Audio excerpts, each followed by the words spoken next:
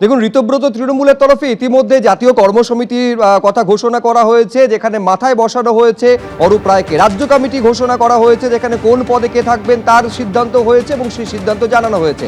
আর এবার জেলা কমিটি তৈরি হতে চলেছে। জেলা কমিটি তৈরির জন্য আজই বৈঠকে বসতে চলেছে ঋতব্রত তৃণমূল। আমি আরো বিস্তারিত এই নিয়ে জানার জন্য আরেকবার চলে যাব আমাদের প্রতিনিধি উজ্জ্বল মুখোপাধ্যায়ের কাছে। নিঃসন্দেহে এই নিয়ে কৌতূহল বাড়ছে, জেলা কমিটি যখন তৈরি করা হচ্ছে, বিদ্রোহী তৃণমূলে নাম লেখাচ্ছেন কিনা অনুব্রত মণ্ডল, জেলা কমিটিতে কে কোথায় থাকছেন, বিশেষ করে বীরভূমের ক্ষেত্রে, সেদিকেই সবটা পরিষ্কার হয়ে যাবে উজ্জ্বল। একদম তাই। দেখো, ঋতব্রত বন্দ্যোপাধ্যায়রা আগেই ঘোষণা করেছিলেন যে তারা স্তরে স্তরে কমিটি গঠন করবেন।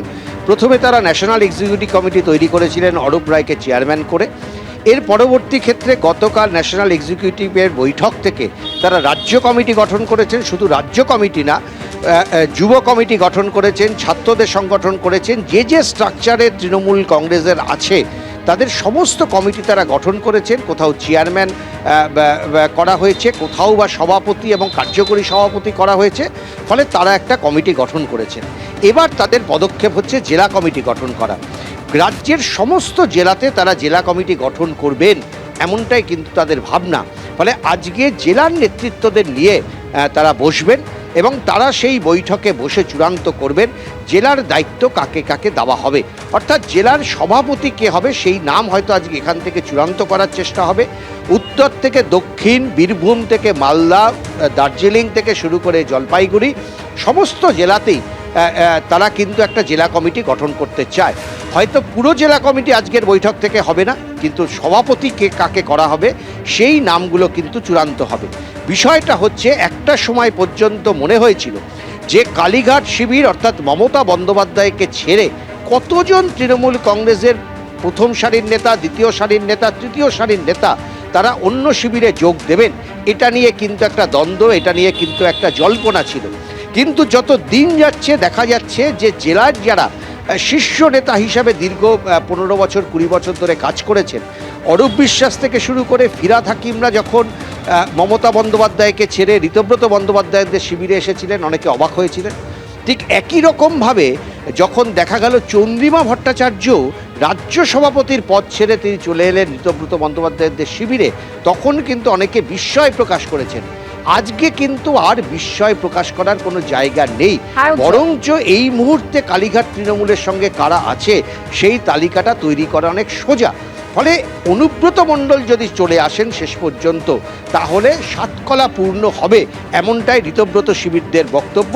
ফলে আজকে জেলা কমিটি তারা তৈরি করবেন এবং 21শে জুলাই তারা ইতিমধ্যেই সিদ্ধান্ত নিয়েছেন গান্ধী মূর্তির পাদদেশে তারা সমাবেশ করবেন।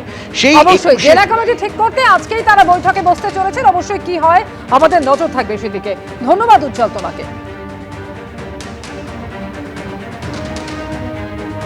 পার্টির রাজ্যের সভাপতি শ্রী বিপ্লব মিত্র, কার্যকরী সভাপতি শ্রী জাভেদ আহমেদ খান, তৃণমূল যুব কংগ্রেসের রাজ্যের সভাপতি শ্রী আনিসুর রহমান বিদেশ, কার্যকরী সভাপতি শ্রী সৌরভ বসু, মহিলা তৃণমূল কংগ্রেসের রাজ্যের সভানেত্রী শ্রীমতী সাবিনা ইয়াসমিন, কার্যকরী সভানেত্রী শ্রীমতী শিউলি সাহা, তৃণমূল ছাত্র পরিষদের রাজ্যের চেয়ারম্যান শ্রী কোহিনুর মজুমদার, তৃণমূল ছাত্র পরিষদের রাজ্য সভাপতি শ্রী সুদীপ রাহা, আইএনটিটিউসির পশ্চিমবঙ্গ রাজ্যের সভাপতি শ্রী নির্জল দে, পশ্চিমবঙ্গ তৃণমূল কিষাণ ক্ষেত মজদুর কংগ্রেসের যিনি সভাপতি আমাদের এমএলএ শ্রী নিশীত কুমার মালিক এবং SC/ST সেলের সভাপতি শ্রী আশিস মার্জিত। অন্য লোকের নির্দেশে পুতুল নাচে, সুতো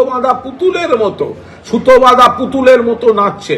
ফলে এদের এইসব কমিটির সঙ্গে তৃণমূল কংগ্রেসের লড়াই, তৃণমূল কংগ্রেসের আত্মত্যাগ, তৃণমূল কংগ্রেসের দীর্ঘ সংগ্রাম, এগুলোর কোনো সম্পর্ক নেই।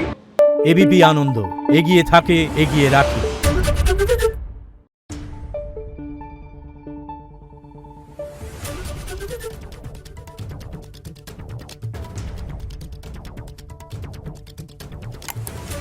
Thank you.